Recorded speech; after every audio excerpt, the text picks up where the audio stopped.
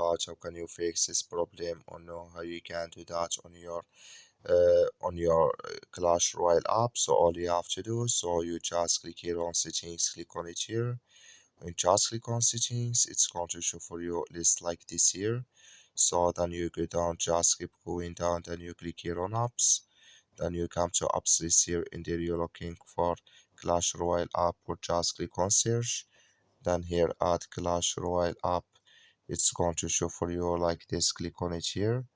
So then it's going to take you to this list, click here on force stop, then you click on OK, then you go down, just click here on storage, come to storage list here, just click on clear cache. Then all you have to do, so you just go to your Play Store, click here on Play Store.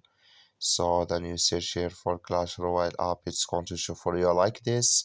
You will find here update, click on it, and it's going to work with you. That's all you have to do. Thank you for watching. Don't forget to support us by liking, subscribe.